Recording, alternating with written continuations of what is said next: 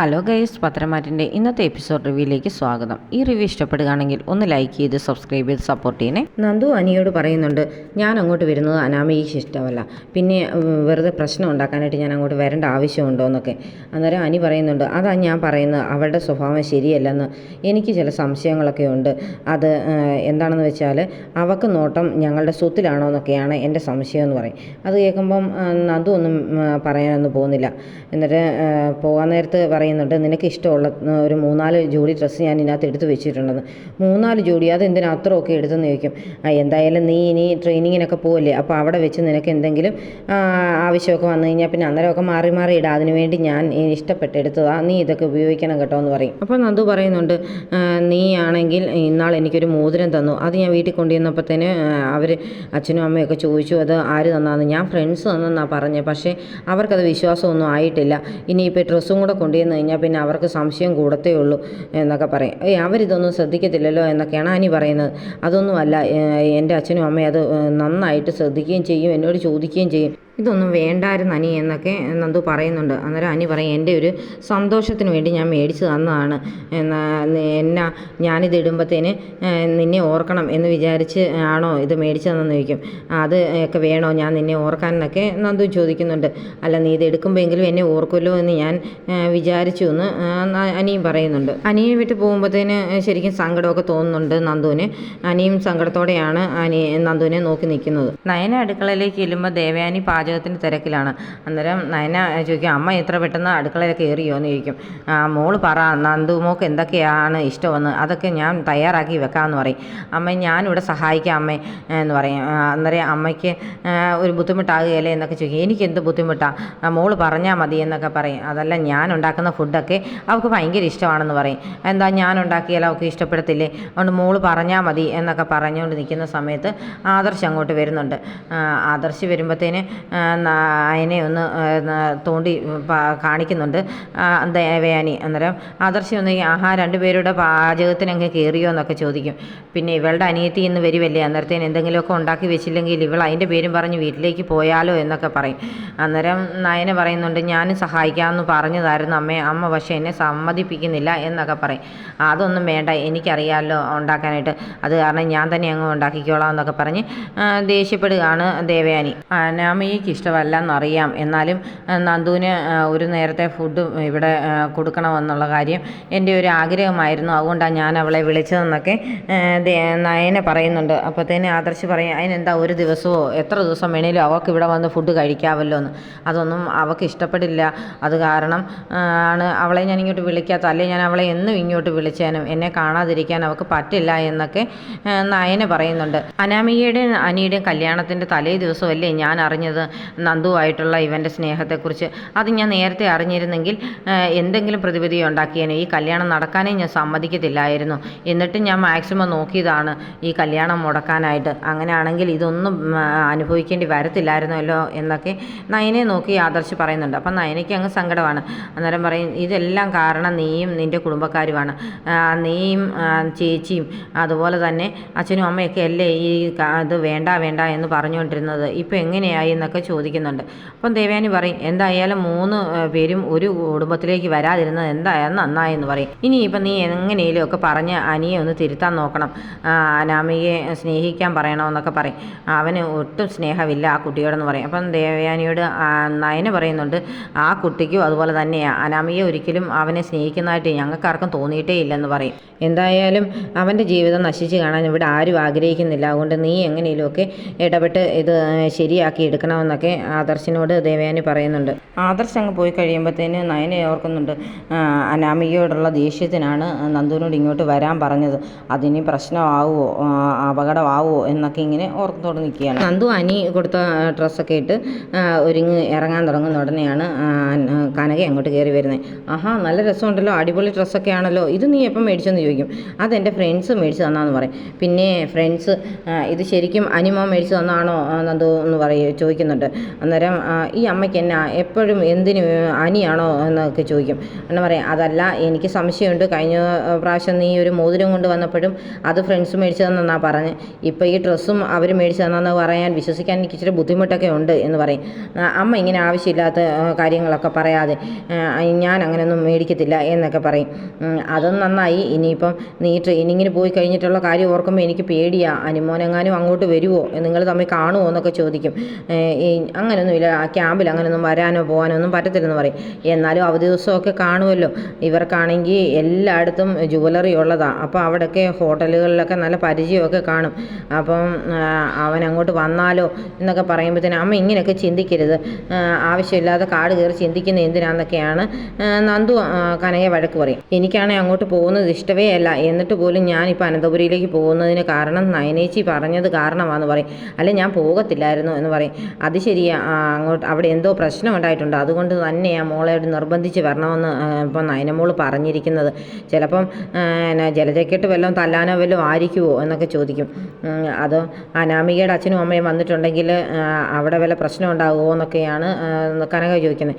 അവിടെ അമ്മയും അച്ഛനും അവിടെ വന്നിട്ടുണ്ടെങ്കിൽ എന്നോട് ചൊറിഞ്ഞോട്ട് എന്തെങ്കിലും പറഞ്ഞിട്ട് വന്നാൽ പോലീസ് മുറ തന്നെ ഞാൻ പ്രയോഗിച്ചിരിക്കും അമ്മയെന്നൊക്കെ പറഞ്ഞ് ദേഷ്യപ്പെടുന്നുണ്ട് നന്ദു വരുന്നത് നോക്കി ബാൽക്കണി തന്നെ നിൽക്കുകയാണ് അനി.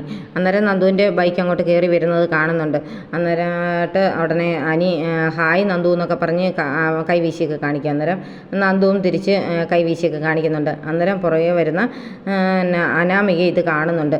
അനാമിക ശരിക്കും ദേഷ്യം വരുന്നുണ്ട്. അന്നേരം അനാമിക ചോദിക്കുന്നുണ്ട് അനിയോട്, നിനക്ക് സന്തോഷമായല്ലേ എന്ന്.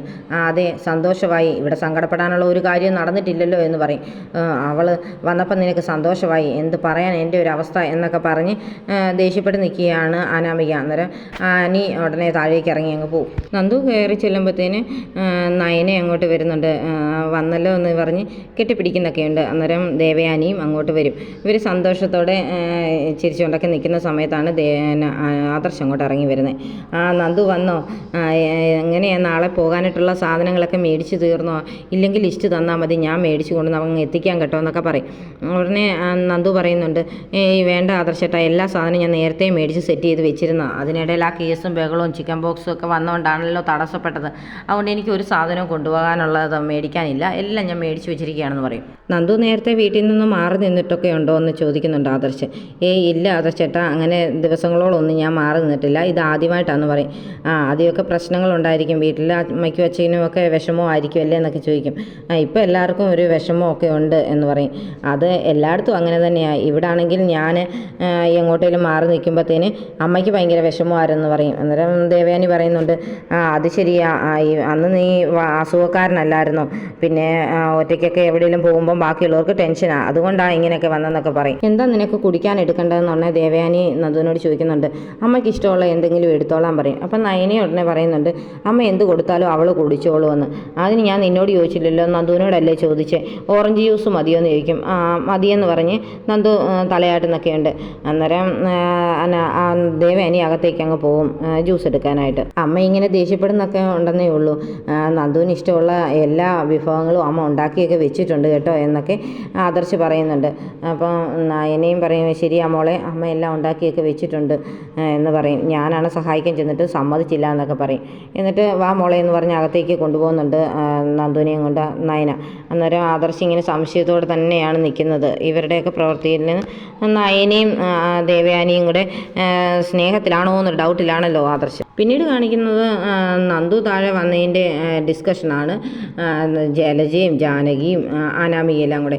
അപ്പം ജലജ പറയുന്നുണ്ട്, എന്ത് പറയാനാണ്, ഇതിനെല്ലാം പറയേണ്ടത് ആ ഏട്ടത്തി പറയത്തില്ലേ നയനയോട്, നിൻ്റെ അനിയത്തി ഇവിടെ വരരുതെന്ന്, ഇതൊന്നും പറയാതിരിക്കുന്നത് എങ്ങനെയാണെന്നൊക്കെ ചോദിക്കും. അപ്പം ജാനകി പറയുന്നുണ്ട്, എങ്ങനെ പറയാനാ, ഇപ്പം എല്ലാവരെയും പേടിയല്ലേ ഏട്ടത്തിക്ക്, അതുകൊണ്ടായിരിക്കും പറയാത്തത്, മരുമോളെങ്ങാനും പിണങ്ങിപ്പോയാലോ എല്ലാവരും ഏട്ടത്തിയെ കുറ്റപ്പെടുത്തില്ലേ, അതുകൊണ്ടൊക്കെയാണെന്ന് പറയും. അപ്പോൾ അനാമിക പറയുന്നുണ്ട് എന്തായാലും അവൾ വന്നല്ലോ, അപ്പം നമുക്ക് 3 പേർക്ക് താഴേക്ക് ഇറങ്ങി പോകാമെന്ന്. എന്തിനാ നമ്മൾ ചെല്ലുന്നത്, അവൾ വന്നിട്ട് വല്ലതൊക്കെ തിന്നേച്ച് അങ്ങ് പൊക്കോളും, നമുക്ക് പോകേണ്ട ആവശ്യമില്ല എന്ന് പറയും. അതല്ല, നമ്മളിപ്പം ചെന്നില്ലെങ്കിൽ ഇവിടെ ഉള്ളവരൊക്കെ എന്തെങ്കിലുമൊക്കെ പറയില്ലേ എന്നൊക്കെ ചോദിക്കും. ആരെന്ത് പറഞ്ഞാലും നമ്മളെ അത് ബാധിക്കുന്ന കാര്യമില്ല, നമ്മൾ ഇതിനകത്ത് ചെന്ന് കയറേണ്ട യാതൊരു ആവശ്യമില്ലെന്ന് പറയും. എന്നാലും അങ്ങനല്ലല്ലോ അമ്മേ, നമ്മൾ ചെന്നില്ലെങ്കിൽ അവൾ ഓർക്കില്ലേ അവൾ ക്യാമ്പിലേക്ക് പോകുന്നത് നമുക്കെന്തോ ടെൻഷനുള്ള കാര്യമായിരിക്കുമെന്ന്. അവൾ SI ആയിട്ടൊക്കെ തിരിച്ചു വരുമ്പോൾ നമുക്ക് പേടിയായിരിക്കും, അതുകൊണ്ട് നമ്മൾ പേടിച്ച് ഒതുങ്ങിയിരിക്കുകയാണെന്നൊക്കെ അവൾ വിചാരിക്കും. നമുക്ക് പേടിയൊന്നും ഇല്ലെന്ന് കാണിക്കാൻ വേണ്ടി നമ്മൾ ധൈര്യത്തോടെ പോയി ഫ്രണ്ട് നിൽക്കുകയല്ലേ ചെയ്യേണ്ടെന്നൊക്കെയാണ് അനാമിക പറയുന്നത്.